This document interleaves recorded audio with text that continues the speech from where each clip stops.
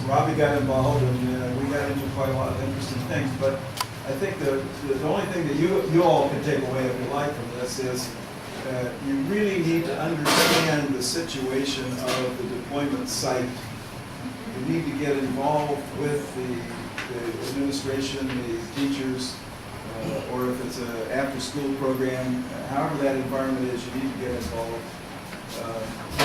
We talked about evaluation, and I think the point I tried to make is you set a good expectation. So decide what it is that you usually can accomplish, how do you measure that accomplishment, and then set the expectations based on that. The problem we're having with evaluations is people come in 5 years later with a metric set that we never seen before, and we don't do well on that metric, and we never intended to. You know, so if you don't, so in other words, a good expectation is important. And we covered all kinds of other issues. And again, the bottom line of all these other issues is deployments are different. And so I think as a community, and my model as a community, we need to start documenting as much as we can the different kinds of deployments like the Fliptown Youth Program and so on, so that people who want to deploy computers can understand the environment they're going in as compared to other ones that have existed previously, and have some confidence that they can succeed. Robbie? Any comments? To add to my summary? That's actually some points here. Okay. Yeah. Yeah, parents in a school environment, but an after-school environment as well. Really good to have a meeting with the parents so they understand what you're trying to do, they understand what impact that's going to have on their children, get them involved and supportive. Yeah. Oh, and on the assessment issue, the discussion we had was use the assessment to help plan the kids' future educational activities, but try to get the normative tests off their back if you can. Yeah. And ideas on how to use the laptops in various situations to form the lesson plans or how they have to. And you know, create, if possible, in your site a demand for what you're providing, a sense of urgency, a sense of understanding of why they want it. Make them a customer that's really paying real money or would pay real money is, I think, important too. So many of the sites that I've been into, it's a gift, it's donated. Great, it looks shiny, it's fantastic, it's got all kinds of electrical wires, it's modern, it's high-tech, we want it, and they put it in a box. But they'll bring it out anytime you have to come by and show it to you that they've got it. And that's not what we're about. So. Great. Okay, good, great. Thank you.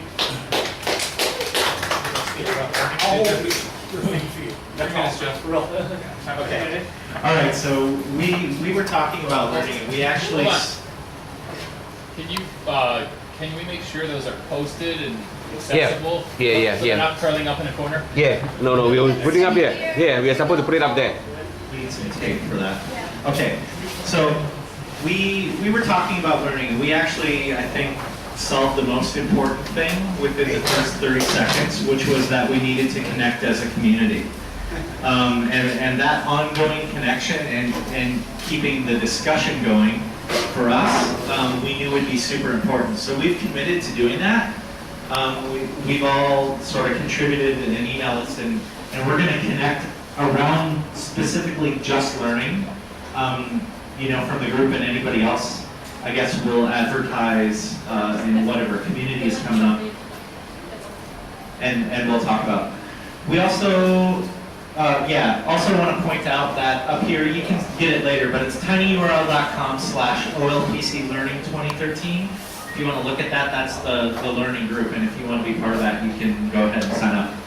But talked about all kinds of things, started talking about development and how the learning goals should drive the development, but the development process is really, you know, could be increasingly and is increasingly owned by kids and teachers sort of contributing to that. And that's kind of a secondary thing, but we really spent a lot of time talking about people and how important the people in the site are. So it piggybacks on what Tony just talked about, this idea of, you know, really knowing the deployment and knowing the people. And the training that you give isn't like training on how to do this, how to do this, how to do this. It's like really the teaching pedagogy that's important.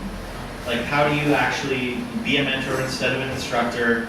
And we also talked about the importance of collecting ideas on how to do that. So these little teaching ideas that people can then take and run with, connecting to that super important. And kind of the last thing I want to mention is just this idea of collaboration. I think is really important and something that maybe isn't on a lot of people's radar. But there are a lot of people in schools like ours. We're at UWCSEA in Singapore, and we know a lot of people in the region who would love to connect students together to collaborate in any way. And the key to making that work and be sustainable is to actually know people. So if, that's what we're gonna try. We're gonna try to connect our kids with the students in the deployments.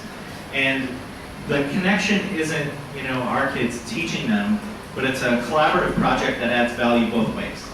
And that's what we hope to do. So that's it. Good. 5 seconds. Good job, Jeff. 5 seconds left. Okay, so how about this one? Danishka? Or anybody?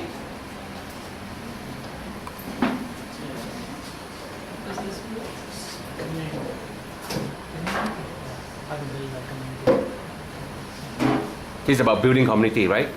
Yeah. Yeah. So we have people coming out, diversity, and now we have this. So this is about community building. You gotta hold this really close. This is about community building.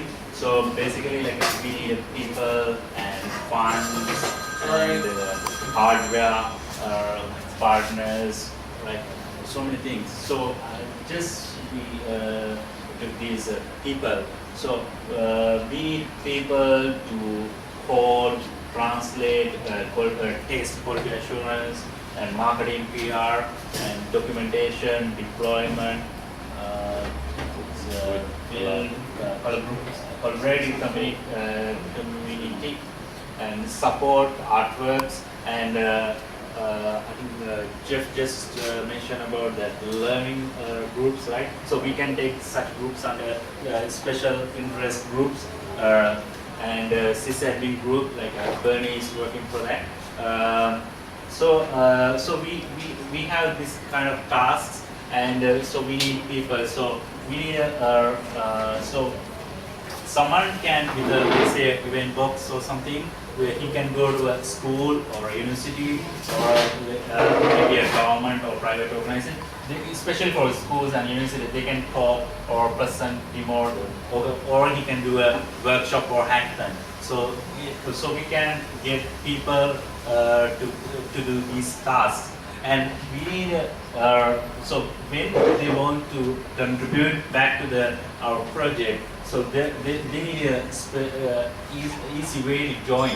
So we need a kind of a web portal where they can find how they can contribute and what are the tasks to do. So once they start contributing, there should be actually before that, actually if new someone comes to the project, he needs a person to guide, a mentor. So it can be a mentor like Walter for the coding, or it can be a sysadmin mentor like Bernie for the infrastructure stuff, and maybe for deployment like Robbie. So like a PR, so anything like. So once they start contributing, we need to recognize them, like appreciate them, so we can have something like an open pages program, or like a Walter can write about a blog post about one of his student or contributor. So then it's more than a T-shirt or like a $100 voucher, because they can use it as a reference. Okay, so so even we can use social media and even the mass media for the spreading the word, and we should brand this contributor program. For example, like a Fedora ambassador program for Fedora, and Mozilla, they have Mozilla Rex, even Microsoft have students program, and also we have kind of well-trained people on this device. Those are all PC kids. So they are learning from several years, so they can easily express their views on this device and their what they feel about this. Even they can train another kid. So we can consider these kids. Okay. That's it. Great, thank you. So what are we doing to create this community? Are you putting together any structure? And I miss one thing, we need some set of tool set to communicate and collaborate.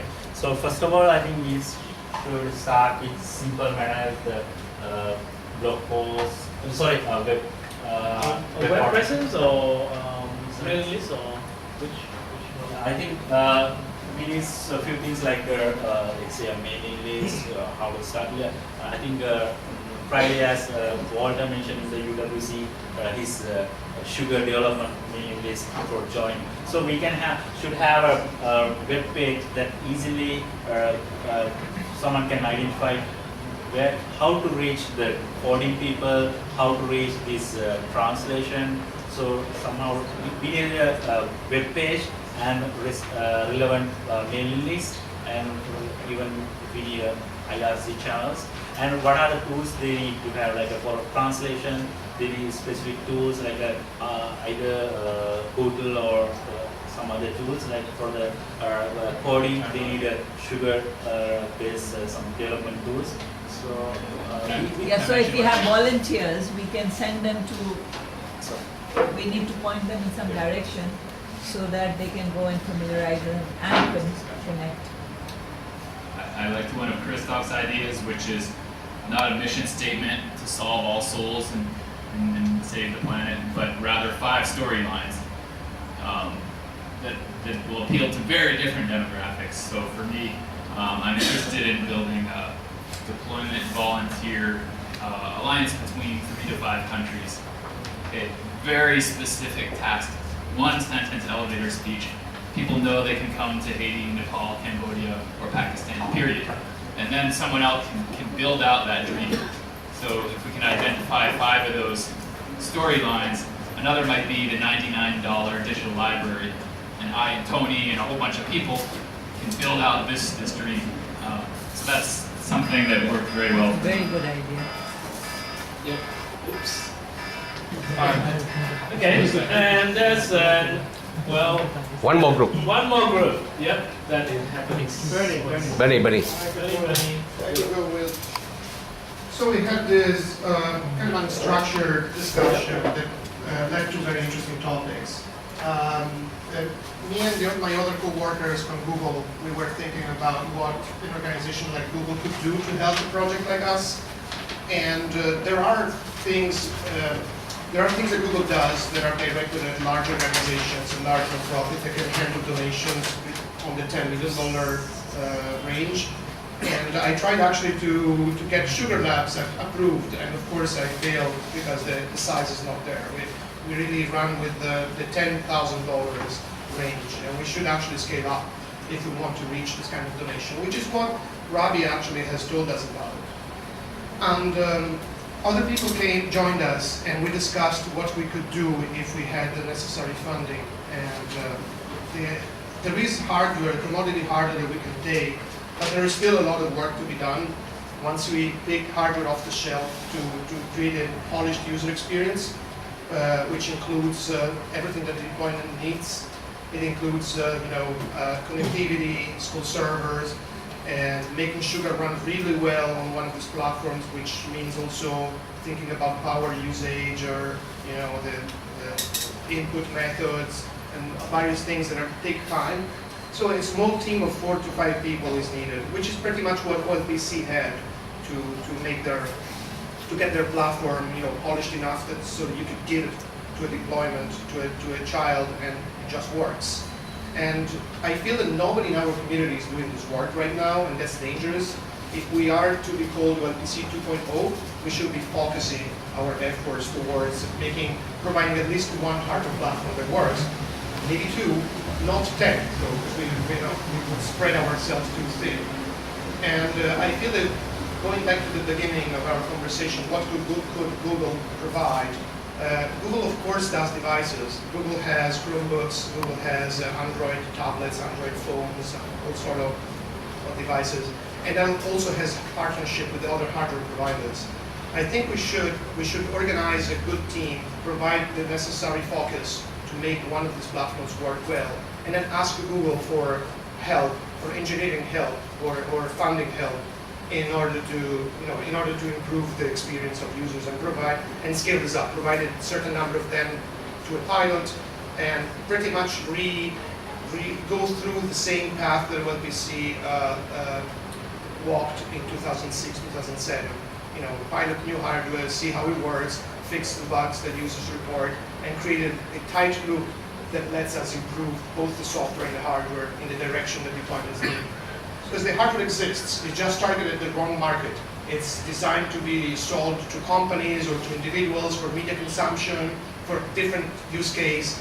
And the software also exists. It's Sugar, but it's targeted at the wrong hardware platform, the one that's going away. So we need to take these two things together and make it work. It's not an enormous effort, but it's an effort that requires focus. And while I believe enormously in the ability of the community to create value, to create lots of activities, lots of things, I believe that this sort of focused effort is better done in a smaller team that looks like a company or looks like a non-profit, but it has to be a small focused team with a project manager coordinating towards this common goal. And that's pretty much it. Anybody who wants to add to it? I wrote a summary email. I'm not finished writing with everything that we discussed. We also had a short discussion about evaluation. Like, if you want to attract funding, you should come with a corporate structure, with an organizational structure that's credible enough. You want $10 million, you should show that you have a few employees, full-time people working on things, that you have done things the year before that had an impact. And in order to show this impact, you will want probably to come out with some data. Google is an incredibly data-driven company, but other funding sources, like the ones that Ravi mentioned, are also data-driven. When you come to them, you cannot just go with the anecdotal, story of a kid who created a video game or taught themselves programming. These are cool, and they actually make the press, and they influence lots of people, inspire people like us, but they're never going to make a $10 million check signed. If you want this kind of funding, which lets you reach the tens of thousands of children, you really need to show data that the project is working. And so people in this room actually know studies, and no other people who actually have been working on producing like data showing the pedagogical impact of Sugar for learning. We should actually work on putting these things together into some kind of marketing brochure that all non-profits have in order to do fundraising. So fundraising is an important aspect, and nobody seems to be working on this. Well, sorry, I called you nobody, but a few people are working on this, and we should support them better with data that they need. Good. That's it. Good thing.